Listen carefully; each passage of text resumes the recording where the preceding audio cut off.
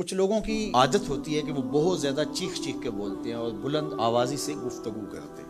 یہ عادت بچپن سے انسان کے اندر پیدا ہو جاتی ہے، پھر آہستہ آہستہ آہستہ آہستہ یہ زندگی کا حصہ بن جاتی ہے.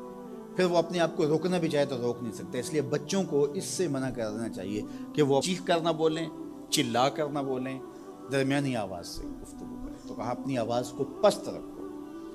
اور یہ ممبر و محراب کے مالکوں کو بھی خاص طور پہ اس بات کا بہت خیال رکھنا چاہیے کہ ان کی آواز لوگوں کے کانوں پر بوجھ نہ بنے. آج کل تو یہ ساؤنڈ سسٹم لگے ہوئے ہیں اور پھر ماشاءاللہ کچھ لوگ تو یہ ایکو کا بھی ضرورت سے زیادہ استعمال کرتے ہیں. سنجیدگی کے ساتھ، متانت کے ساتھ بات کرنا، سنجیدگی اور متانت کے ساتھ بات کو سننا، یہ شریعت کے آداب ہیں. جب کسی سے ہم کلام ہوں تو آپ بھی بلند آواز نہ ہو، اور دوسرا وہ اس کا جو جواب دے رہا ہو اس کی توجہ بھی بھٹکنے نہ پائے، وہ اپنے احساسات سے یہ بات بتائے. اور کہیں جواب دینا ضروری ہو تو حرج بھی نہیں ہے. آواز کو معتدل رکھو، خوبصورت رکھو. تو جس طرح بولنے کے آداب ہے اس طرح سننے کے بھی آداب ہے. ویسے ماہرین کہتے ہیں کہ تیز آوازیں بندہ پونے گھنٹے سے زیادہ نہیں سن سکتا، یعنی اس کا سٹیمنا جو ہے وہ اتنا ہی ہے کہ وہ اتنا سن لے. برداشت کر لے اس کے بعد وہ تو الگ بات ہے، لیکن یہ ہے کہ وہ جو آسانی کے ساتھ سن سکتا ہے اتنا ہی سن سکتا ہے. تو اس لیے یہ جو لیکچر بھی ہوتے ہیں جو دنیا کی بڑی یونیورسٹی ہیں وہاں بھی انہوں نے لاکھوں روپے دے کر کے دنیا کے ماہرین بلائے ہوتے ہیں مختلف مضامین پر، لیکن پیریڈ کا دورانیہ یہ نہیں ہوتا وہ 3 گھنٹے کا لیکچر دے رہے ہیں. انسان کی جو ہے وہ ایک کیپیسٹی ہے، اس سے آگے نہیں وہ بڑھ سکتا. اور مجھے بتائیے انسان کو بنانے والے سے بہتر کون بتائے گا؟ قرآن بتاتا ہے، کیا بتاتا ہے؟ وَغْضُضْ مِنْ صَوْتِكَ، اپنی آواز کو پست رکھو. باقی اس کے الگ احکام ہیں کہ اذان دے رہے ہیں، آپ کسی کو پکار کر رہے ہیں، جنگ میں رجز ہے یا کوئی اور بات ہے.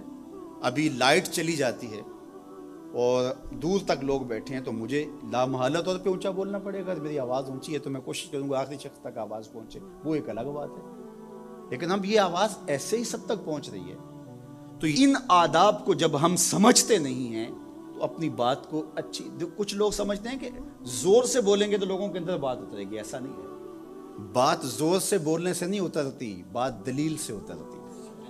رومی علیہ رحمہ فرماتے ہیں کہ بادلوں کے گرجنے سے نہیں، پھول کھلتے ہیں بارش کے برسنے سے. تو بارش برسے گی تو پھر پھول کھلیں گے، بلکہ وہ جتنی آہستہ آہستہ برسے گی اتنی ہی جذب ہوتی چلی جائے گی. سہج پکے سو میٹھا ہو. اس لیے اپنے لہجوں کو خوبصورت بھی بنائیے، اپنے لفظوں کا انتخاب بھی اچھا کیے، اور اپنی آواز کو پست بھی رکھیے. لوگوں کے کانوں پر آپ کی آواز بوجھ نہ ہو. ابن آدم کے کسی بھی برے عمل کو شرک نہیں کہا گیا. شرک ایک بہت بڑا جرم ہے، اس کے برابر کسی دوسرے عمل کو شرک نہیں کہا گیا. لیکن ریاکاری کو شرک کہا گیا. شرک اصغر ریاکاری ہے، حتیٰ کہ چوری کو بھی، ڈاکے کو بھی، زنا کو بھی، قتل انسانی کو بھی، یہ بڑے بڑے جرم ہیں، لیکن ان کو بھی شرک نہیں کہا گیا. لیکن ریا کو شرک اصغر کہا گیا. یہ چھوٹا شرک ہے. اللہ گوارا ہی نہیں کرتا کہ کوئی عمل کسی اور کے لیے کرے. شرک کی جس طرح معافی نہیں ہے، اسی طرح شرک اصغر جو ہے اس سے ملوث عمل کسی صورت میں بھی قبول نہیں کیا جائے گا، چاہے وہ کتنا ہی بڑا عمل کیوں نہ ہو. حضرت ابو امامہ الباہلی رضی اللہ تعالی عنہ حضور کی خدمت میں حاضر ہوئے اور عرض کی، یا رسول اللہ صلی اللہ علیہ وسلم، میرے ماں باپ آپ پہ قربان ہوں، میں آپ سے یہ پوچھنا چاہتا ہوں کہ کوئی شخص اپنی جان جیسی متاع عزیز راہ خدا میں وار دیتا ہے، اس سے بڑی قربانی تو کوئی اور نہیں ہو سکتی کہ جان ہی قربان کر دی. اور اس کا مقصد اعلاء کلمت الحق تھا، لیکن ساتھ یہ بات بھی تھی چلو میری ناموری بھی ہو جائے گی، میری بہادری کے جھنڈے بھی لگ جائیں گے، تو کیا اس کو اجر ملے گا؟ تو حضور نے فرمایا فلا شیء لہ، اسے کوئی اجر نہیں ملے گا. تو ابو امامہ الباہلی یہ سمجھے کہ شاید میں جو مقصود تھا وہ حضور سے عرض نہیں کر سکا. تو انہوں نے دوبارہ کہا، حضور اس کا مقصد اعلاء کلمت الحق ہے، وہ اللہ کے جھنڈے کو اونچا کرنا چاہتا ہے، قربانی اس نے اس لیے دی ہے، لیکن ساتھ یہ بات بھی تھی کہ چلو میری ناموری بھی تو ہوگی. تو حضور نے فرمایا فلا شیء لہ، اسے کوئی اجر نہیں ملے گا۔ یہ پھر سمجھے، شاید میں مقصود بیان نہیں کر سکا، تو پھر عرض کی حضور الائے کلمت الحق کے لیے، اللہ کے دین کو غالب کرنے کے لیے، اسلام کے جھنڈے کو اونچا کرنے کے لیے اس نے اپنی جان ماری ہے، لیکن ضمن میں یہ بات بھی تھی کہ چلو ساتھ میرا نام بھی تو اونچا ہوگا، میری ناموری اور شہرت کے جھنڈے بھی تو لگیں گے۔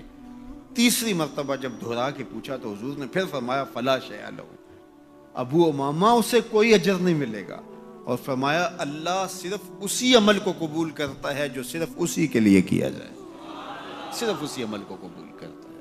اب ذرا دیکھیے کہ اللہ تعالیٰ جل شانہ کی یہ غیرت ہے کہ وہ اس عمل کو قبول ہی نہیں کرتا جو غیر سے ملوث ہو جائے، وہ صرف اس عمل کو قبول کرتا ہے جو محض اس کے لیے کیا جائے، اور اس کے علاوہ عمل کو شرک اصغر قرار دیا گیا۔ تو شیطان کی کوشش یہ ہوتی ہے کہ وہ عمل کو ریا میں مبتلا کر دے تاکہ یہ عمل کی مشقت بھی گوارا کرے اور اس کو اس سے کچھ حاصل ہونے کی بجائے الٹا اللہ کی ناراضگی ملے۔ اور اگر کوئی شخص ریا سے بھی بچ نکلتا ہے، اس نے تنہائی میں سجدے کیے، اس نے انتہائی مخفی انداز میں راہ خدا میں خیرات کی، تو انتہائی خلوص کے ساتھ اس کے اعمال سر انجام ہوئے، تو شیطان کا اگلا حملہ اس پر یہ ہوتا ہے کہ اس کو عجب میں مبتلا کر دے۔ عجب کیا ہے کہ وہ اپنے عمل کو دیکھتا ہے، اپنے آپ کو دیکھتا ہے، کہتا ہے واہ یہ عمل تو میرے پاس ہے، دوسروں کے پاس تو نہیں ہے، میں تو تہجد گزار ہوں، 5 نمازیں بھی پڑھتا ہوں، صلاۃ الاشراق بھی پڑھتا ہوں، صلاۃ الچاشت بھی پڑھتا ہوں، صلاۃ الاوابین بھی پڑھتا ہوں، میں تو دن کو روزہ بھی رکھتا ہوں، راتوں کا قیام بھی مجھے نصیب ہے، میں تو تلاوت کلام مجید بھی روز اتنے پارے پڑھتا ہوں، میں یہ بھی کرتا ہوں، میں یہ بھی کرتا ہوں، کسی کے دکھلاوے کے لیے بھی نہیں کرتا۔ تو وہ اپنے اس عمل کی وجہ سے عجب میں، خود نمائی میں اپنے آپ کو دیکھنے لگ جاتا ہے، اور وہ جو عمل نہیں کر رہے ہوتے ان گناہ گاروں کو حقیر جاننے لگ جاتا ہے۔ تو یہ عجب اس کو برباد کر دیتا ہے، اور عجب اس کے عمل کے حسن کو اور عمل کے جمال کو چھین لیتا ہے۔ علامہ رومی فرماتے ہیں کہ کچھ عامل ایسے ہوتے ہیں کہ 4 دن نمازیں پڑھیں تو آسمان کی طرف دیکھنے لگتے ہیں کہ آسمان سے کوئی پیغام میرے نام آ رہا ہے کہ نہیں آ رہا ہے، تو جبکہ یہ راستہ تو محض اس کی رضا کے لیے چلتے رہنے کا ہے، ساری زندگیاں گزر جاتی ہیں۔ حضرت ذوالنون مصری کہتے ہیں کہ میں ایک شخص کے پیچھے دوڑتا تھا اور وہ فقیر میری طرف نظر اٹھا کر بھی نہیں دیکھتا تھا، تو 40 سال کے بعد ایک دن اس نے میری طرف پلٹ کے دیکھا اور مسکرا کے کہا کہ تم میرے پیچھے پیچھے رہتے ہو، خیر تو ہے؟ 40 سال کے بعد۔ تو میں نے کہا کہ میں اس میں اعظم کی تلاش میں ہوں، تو اس نے ہنس کے کہا یہ اتنا سوکھا نہیں ملتا ہے، تو کہا میرے 40 سال بیت گئے، اور آج اس نے نظر اٹھا کے دیکھا۔ ریا کے بعد اگلا مرتبہ شیطان کے لوٹنے کا وہ عجب ہے، وہ اس کے اعمال کو مزین کر کے اس کے سامنے رکھ دیتا ہے، اور وہ سمجھتا ہے کہ یہ میرے پاس یہ عمل ہے، اوروں کے پاس نہیں ہے۔ لیکن اللہ کسی کے اعمال کا حجم نہیں دیکھتا، اللہ تعالیٰ جل شانہ بندوں کے عجز کو دیکھتا ہے۔ وہ گناہ جس گناہ کے بعد جو ہے وہ شرمندگی ہو جائے، اس نیکی سے بہتر ہے جس نیکی کے بعد عجب اور تکبر پیدا ہو۔ اللہ کو وہ آنسو قبول ہے جو ندامت کے ہیں،